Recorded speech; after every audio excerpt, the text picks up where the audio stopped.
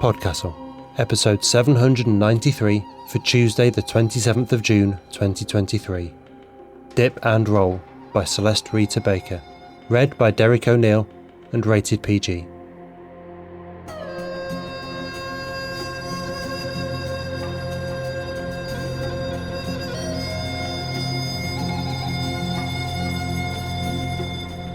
Good morning, good day, good afternoon and good evening, and welcome to PodCastle, the flying castle of fantasy fiction. I'm your host, Matt Dovey, and I'm very happy indeed to present for your enjoyment Dip and Roll by Celeste Rita Baker, narrated by Derek O'Neill. And I'm honoured to say that this story is a PodCastle original. Firstly, some castle news. Sophie has stepped down as assistant editor after 18 months of heroics to better balance her life and prioritise self-care, which, after the 18 months this masthead has had, well, you don't want to know. Suffice it to say, Sophie has been the mortar that has held these bricks together at times, all that has kept us in the air, and she's actually clung on 6 months longer than planned to help us through a real rough personal patch. She is always her own worst critic, so I would like to take this opportunity, which is very public and offers her no right of reply, to say, Sophie, you've been incredible. Assistant editor is one of those roles that's almost invisible outside of the castle, but inside the walls is the engine that keeps everything organised and running. We would not still be flying without your efforts over the last year and a half, Sophie. So from everyone on the team, thank you so much. Stepping into her shoes moving forward will be Caitlin Zvanovich, who has already been doing the job for a month or more. To be honest, I just haven't had the chance to announce all this yet between all the anniversary episodes and Aidan's farewell. So, you know Caitlin's grand at the job already, else you wouldn't be listening to me presenting a story now on schedule. Speaking of which, your author today is Celeste Rita Baker, a Virgin Islander currently flitting between the beach and the grocery store as she tries to survive the Rona pandemic. Her short story collection, Back, Belly and Side, includes speculative fiction, magical realism and reality-based fiction, some in Caribbean dialect and some in standard English. A 2019 graduate of Clarion West, proud member of the Harlem Writers United and winner of the 2021 World Fantasy Award for her short story, Glass Bottle Dancer, Celeste used to love doing performance readings, often in costumes she made herself, and hopes to again one day. Your narrator, Derek O'Neill, is a voice artist, DJ, radio voiceover producer and IT professional. He's recorded radio commercials, acted in TV commercials, hosted a radio show and emceed events. His versatile character voice contains a wide range of ages and accents. This is his first venture into audio narration.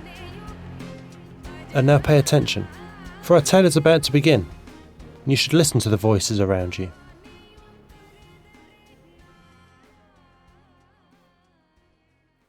Dip and Roll by Celeste Rita Baker. On the largest beach of the smallest island in the Tanya Archipelago in the Caribbean Sea, 5 shoreside metamorphic beach rocks sit chatting as they have done for the last 160-odd years. Hey, you? I leaving soon. You hear me? This place ain't gonna be the same. Craggy Dan, the bowler of the bunch, announced as he has done every sunrise for the last 4 days. Craggy Dan, don't start with that again, my son. Kuba say, always quick to want to fight. You been here. Most of we been here since we get pushed up from the South CMC in front of we right now. You ain't going nowhere. Huh? Somebody calling me? Shayla, all the way in the front. Can't see anything but a bay in front of she. She forever telling everyone about the color of the water, the shape of the waves, the fish she see jumping, and 100-year hard back coming to crawl up on them for a sunning and a catch-up. She had the best shape and position for vigilant surveillance, nestled as she was in front of Craggy Dan. But she don't hear that good. What with the waves always running down she cracks, so she always yelling. The only thing that'll shut she up is snails. Shayla says she have to sit quiet when the snails telling the silvery secrets, else she can't make out what it's saying. She said the snails mostly just complain that she allow her dribbles and drool to run over them when they trying to make their way up she front side.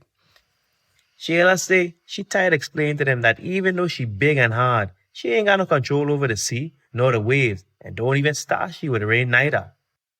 Nobody ain't call you Shayla. Kuba voice rough and loud. Every generation of flies and mosquitoes learn to veer around the jagged stone, lest the erratic vibration of the speech alter their flight. I just saying. Cuba's scratchy voice go on. I tired of hear Cracky Dan talk. You know how he been talking lately, Sheila? Running on and on, boy, he leaving. Something that never happened.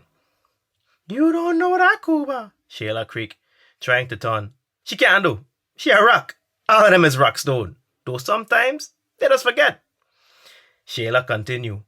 Who would have think the coconut tree would have get blown over and died in a really bad hurricane when it had looked so strong and healthy? And who would have think the other one, the other tree on the far side, would have get pushed down so low but continue to grow, even though now it have to grow sideways, as if it reaching for the horizon instead of the sky. We've been here a long time, see a lot of different things. So when you say never, it mean that you just ain't see that yet. Sheila usually take up for Craggy Dan. They've been snuggled so close for so long. It's sunrise already? He should try to highlight the glint one more time, aiming the song Viglo directly at the loved one.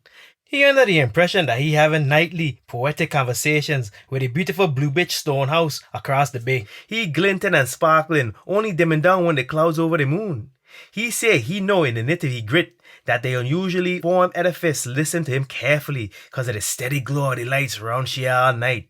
And when the shit start to talk about the way the Martha does cleave round she rocks, well, let me just tell you that Sheila, who loud already, does outblast Cuba when she yelling at his shit about his rudeness. I could tell it's almost sunrise, cause that's when my love light over there does go to sleep. His shit sigh. 2 sighs. The first in satisfaction, the second in resignation. And his shit hard in his tone. Also, when you start up with that mess again, Craggy Dan, every morning? I wouldn't bring up the subject of mess if I was you, shit. Cuba tell he. His shit grunt and creak. He hate when Cuba tease him. He can't help it that he land among them out of an egret's ass. I just reminding all you, he should say, that Craggy Dan is all talk and no action. I don't know why I either pay him so much mind. Not once since I've been here has he even broken off a chip.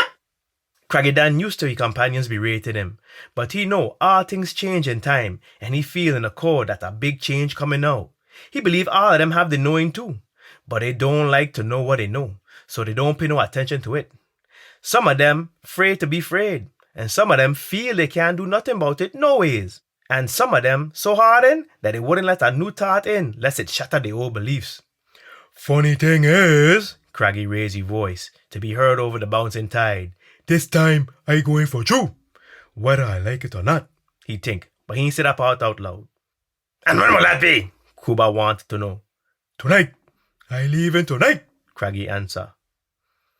If I could only turn my back on you and your foolishness, Cuba say. Cuba have a streak of meanness in he. It runs straight from his skyward pointing sharpness to the flat bottom base. A sun-bleached whiteness against the moonless night of colors. What you say about my back? Sheila asked, confused again. You don't like looking at my backside anymore, Craggy Dan? She feel the water running fast through she crevices. They told me boulders was fickle, but me ain't about to believe it. I hot, Craggy. I really hot. Sheila, you're lucky if you could see Craggy Dan from the front. You really would be hotting. How you think he get his name? But I, for one, gonna be relieved to see the back of him, Smooth Wiley say. He addressed Craggy Dan next. When you say you're leaving, answer me now, Craggy. Sunrise? Any minute now? Smooth Wiley's specialty is misunderstanding. He does do misinform, misleading, and misaligned too. And when they just shout him down for his foolishness, he say he being misinterpreted and mistreated. I got news for you, Smooth Wiley, Craggy Dan say. You coming with me? We are going. You don't feel it? You ain't seen the signs? Nobody ain't answer him. Silence is better than trying to answer that question. Instead, they all watching old Honorable give it to me guana, bellying his way through the sand, dragging a sack of frozen french fries. Hello, you walking me guana. Craggy Dan yelled down to the only one almost as old as 100-year hardback, the turtle, and the selves, of course. The old guana put the sack down and wet his lipless lips with a long fuchsia tongue, unnaturally bright. He have a penchant for strawberry daiquiris and french fries, which he does charm from the people in the restaurant further up the sun. How many times I tell you don't be calling me that? Get my name right. Oh, jeez, my son. I'm sorry. I ain't mean to offend you. You know that. All right, man. But I have forgiven you. Now why you asking me? I ain't in a hurry. Craggy Dan lowered his voice and tried to sound contrite. Yes, Honorable, give it to me, Guana. I see you moving even more quickly than usual, and you have a heavy load day. What's that you log in? And ain't that more, please, and no, the other one coming up behind you? Where are you going? Smooth while he started to sweat, the last drenching from the waves rolling off his front in slow drips. Honorable, give it to me, Guana. Please, kindly and respectfully request that no, the other one come up on my leeward side, please. Tell she, as much as I love to feel she scaly belly, rub grass me smooth rockness, she claws does tickle me bad over there on the other side, and I might be able to maintain my dignity. Well, ask her, Smooth. But we're going to be making several trips, and I ain't going to try and tell she what to do more than once. You know how she is. Honorable, give it to me, Guana, flicky tail. How he is in a hurry, Smooth Wiley. No, the other one say she was coming out in bratty spurts. And I could hear you just fine. You just gonna have to put up with whatever come your way today.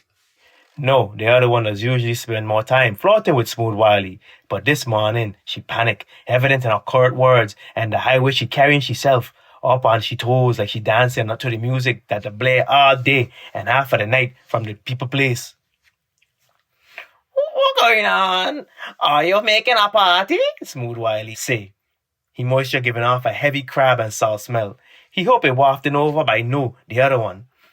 Cuba, you see how they leaving us out to the thing? What they celebrating? Hurricane season over already? Yeah, shit. Sheila, you hear the news? No more hurricane again, ever. It's party time. Craggy Dan creak at the beach mates. None of them ain't feel the tension in the breeze, ain't feeling the bush and the tree roots burrowing faster and deeper around their underground parts. Ain't see the iguana them ain't in no playing mood. Sheila dribbled, silently watching more please, struggling to get a grip on Sheila's deepest front cleft while balancing a bunch of ripe guinea on she head. They dangled down the side of she face like a collection of moly eyeballs, swinging wild with every falling scrabble. I got to get to higher ground. More please pant. I got to climb a hard, firm tree. She stopped to breathe and reposition she foot in. Find a branch. Secure my snacks. I want a stable seat with a good view. Hey, you, up there! Shut up, would you? You try and call up the fish from the sea or what? Kuba balled up to the bird flying high above the waves. Then he turned to Ishit. Ain't that your egret? The one that drop you here? Tell she to quiet the noise, no? What you mean, Gilda? She ain't exactly specifically, unilaterally, unequivocally my egret. Just because we had an intimate relationship for 8 days and 7 nights doesn't mean she belonged to me, you know. Hear me! I am the crier! Gilda's normally croaky call now sound like a high-pitched screech. It sailed out over the land and sea. I cried for you before! I cried for you after! Scatter your ass if you can! Hunch down if you can't! What makes she say any shit? You gonna understand she? Sure, man, sure. She says she crying for us now, a warning, and she gonna cry for us after, a lamentation. She say run if you can, hold tight if you can. She must be see something bad coming. Bad? What bad? Bad like what? Sheila asked. As usual, she only catch some of the conversation. It's a hurricane? Am I right? Or am I right? A hurricane! One of the new kind. Kuba watching a trail of ants marching up the hill. The big, strong, really mash up everything hurricanes used to come by every 100 years or so, right? Remember? This new kind, there is constant trouble like a stalking pack of hungry lions instead of a single rabid hippopotamus. Everyone sat silent. What? Kuba blasts out angry again. I I know what's going on. In places, in the world. I just have smart friends, you know. I just listen to them. I ain't stupid. You know, I ain't stupid because I squish. No, it's a blasting, Smooth Wiley say, letting that sail pass him on the winds of surprise. You ain't heard the people them talk about blasting?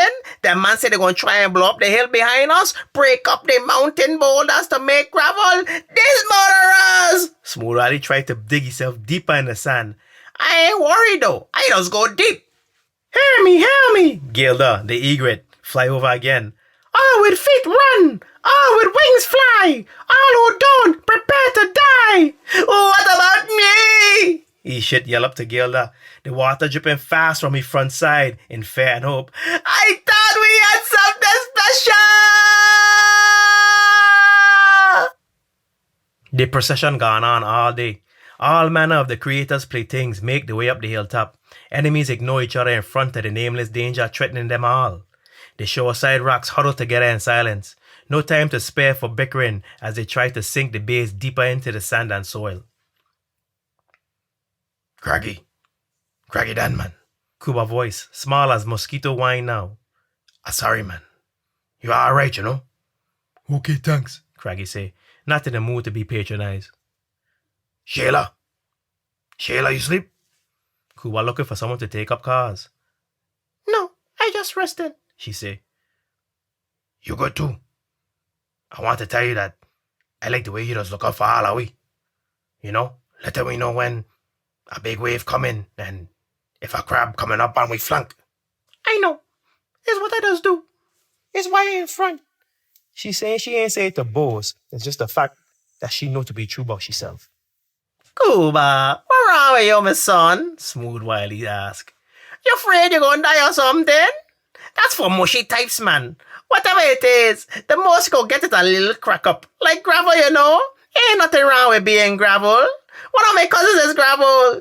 He put a spin and snare in his words. And he lived better than Isha's blue bitch don't suppose lady love house. All of them shudder, bracing themselves for the talkback fight from Ishit. So that's what I want to talk to you about this morning. Craggy Dan said quickly, trying to cut the argument off at the sediment. He ain't feel the usual disdain from his friends, so he said the thing on his mind. When time come, let we jump. Let we all jump together. Jump? How you mean jump? Is Frog you think I is now? Cuba quick temper. It's his way, no matter how he had just attempted to make peace. Jump? Craggy, why side of you, eh? You full of mud? But let me say this, if it's jump we talking, first jumper jumping is right on top of Smooth Wiley. Block up his disrespectful mouth. He shit small, but when he get hot, he does radiate just as much heat as the rest of them. Craggy Dan shift himself in the sand and go on. I know you think change ain't possible, but something big gonna happen real soon. Ain't gonna be a blast from the humans. The sea ain't right for hurricane. What it is, the earth gonna shake.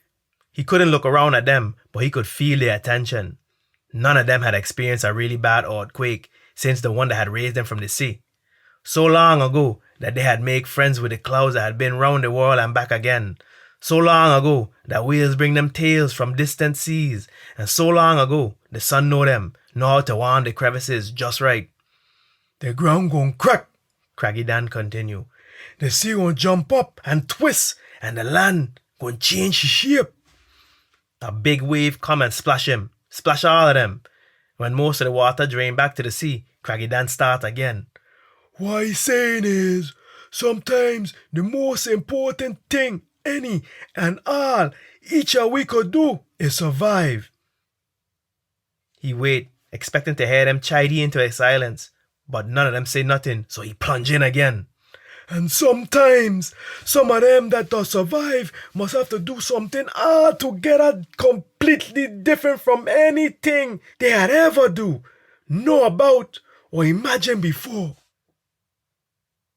Craggy Dan take a deep breath and whisper embarrassed. So what he's saying is, when the thing happen, let we try not to scatter. While we surviving the new thing, but instead, Let we roll in the same direction. Survive under the water together. Oh, jeez, Craggy. There you go again. It's jump you want me jump? For sure? Cuba complained. Nobody ain't say nothing. The whole beach gone quiet. Only the waves singing the steady song. The wind stopped blow. The leaves and all hush. All who could get had gone. Them that remained, waiting. When the full moon had strode to she zenith, alone in the cloudless night sky, it happened. The ground beneath them started a slow rumble, but they quickly gone from sound to motion, like hearing the thunder, then feeling the vibration of it, but the blows coming from below instead of above. The land beneath the rocks groan and tremble, shake and separate. Lizards, ants, crabs fall into deep sudden holes. Whelks, snails, and barnacles lose the grip and tumble into newborn dirt. The tree them screaming as they topple, roots ripping and shredding, exposing the homestead of them not used to moonlight or sunshine. Craggydan, Shayla, Smooth Wiley, Eshit, and Kuba bear witness mournfully to friends and neighbors as they disappear. They, both set of them, the suffering and them who ain't suffering yet, and piercing wails of distress and sorrow to the earth's grinding moans. The sea that Shayla, Craggydan, and them feel they know so well, fracturing, swirling, and back jumping, reversing directions as if in sudden confusion. No, the other one, and more please, get flung from the high branches and fly through the air, snapping and snorting in fear. The honorable give it to Iguana, cling to the tree bow, being tossed round the frothing waves. Gilda the egret pace in the sky crying. The beachside rocks, one by one, topple down in the sea. Craggydan pushing Shayla ahead of him. Dip and roll, ayo, roll. He called out to his friends, nudging Shayla along. Everything a change now, but we could still try and stay together. And Craggydan sink under the water, wondering how they gonna be situated when the land stop rearranging she frock. Knowing he gonna grieve for his friends now gone. Knowing he gonna miss the feel of the sun, the lashing of the waves. But knowing also is always more things to know, and at least some of them gonna be good.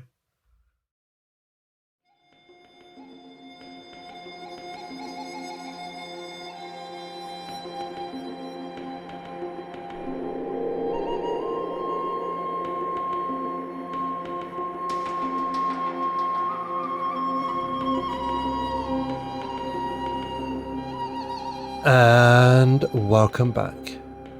That was Dip and Roll by Celeste Rita Baker, and although it was her first time on an EA podcast, she's plenty of other stories if you enjoyed today's. Go to her website at celesteritabaker.weebly.com and click on My Stories for links to stories at Lightspeed, Strange Horizons, Choreo and more. About this story, Celeste said simply, "I hope you enjoyed the story, and I hope you have people you want to stay close to in these ever-changing times." Thank you, Celeste, for that thought and for the story.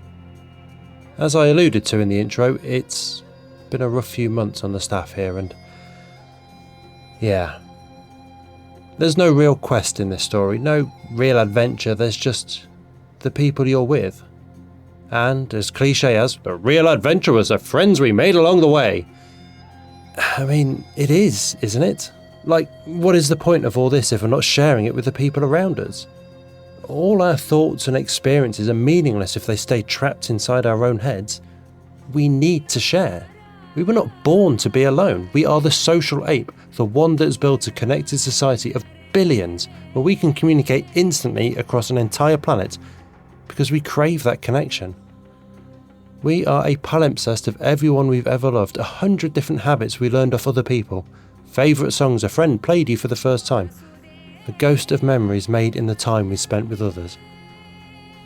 We shape ourselves to each other, and we shape others in turn, and so we carry each other with us, even when the tide tumbles us apart. So, after the past few weeks and months, I'm thinking of you, Rob, and of Steve, and of everyone else who's no longer here to watch the waves with us. Stick by your people while you can. And bask in that sunshine with them. Because the water comes for us all, without fail.